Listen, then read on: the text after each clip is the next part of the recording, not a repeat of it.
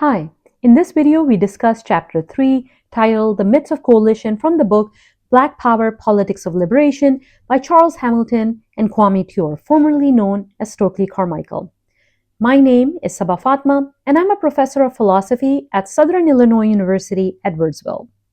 In this chapter, Ture and Hamilton critique the way that coalition politics is used in American liberal discourse and argue that so-called coalitions involving Black people are not real coalitions at all, but hierarchical arrangements where white groups dominate and Black groups remain politically dependent.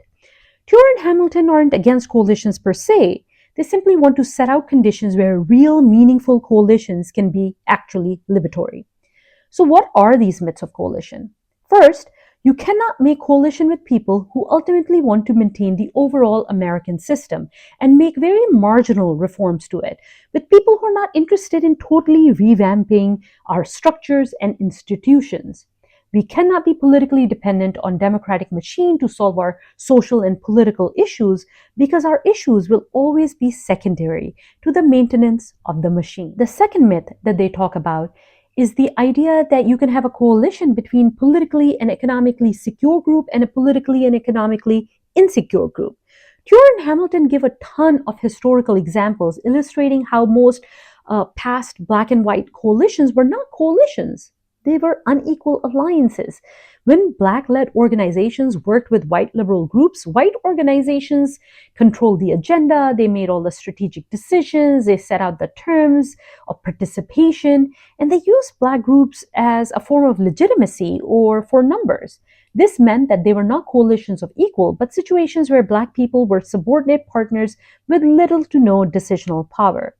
A true coalition requires that each party have real bargaining power, which Black groups generally lack due to structural racism. The third myth of coalitions that they talk about is the idea that you can have political coalition based solely in moral sentiments or appeal to conscience. On the contrary, coalitions or political coalitions are based in self-interest. We can use morality or guilt or shame to create pressure or to educate people, but we cannot use it as the basis of a viable coalition.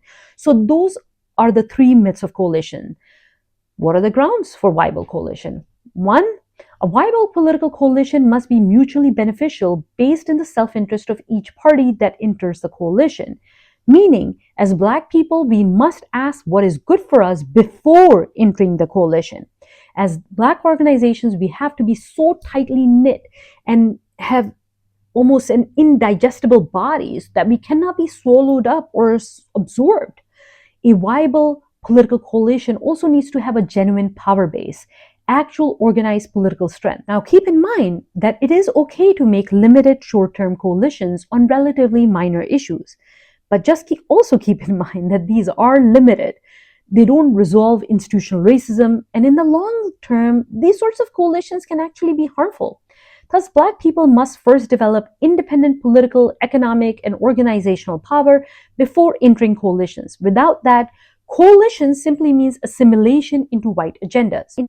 Quote, viable coalitions therefore stem from four preconditions. A, the recognition by the parties involved of their respective self-interest. B, the mutual belief that each party stands to benefit in terms of that self-interest from allying with the other or others.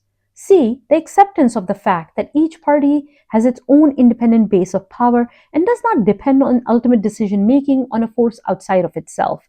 And D, the realization that coalition deals with specific and identifiable as opposed to general and vague goals. End quote. And just like Black people must redefine themselves and state new goals and new values, so must white people of goodwill. They need to do the same. The authors find it disturbing that white supporters are reluctant to go into their own communities, which is where racism exists, and work to get rid of it there. So, if you are a white person of goodwill, don't be seeking approval from token Black people or admonish Black people to be nonviolent or diffuse Black radicalism or be carrying the dead weight of white middle class values around your neck or have the wants of coming alive through Black culture. Rather, mobilize and organize poor white communities for effective alliances with Black communities. Wishing radical care for our communities and solidarity in our shared struggles.